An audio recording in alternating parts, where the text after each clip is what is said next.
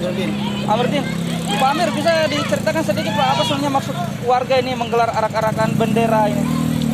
Warga di sini sudah kayak tradisi setiap ada kejuaraan dunia kayak Eropa, Europe pasti ada kegiatan begini.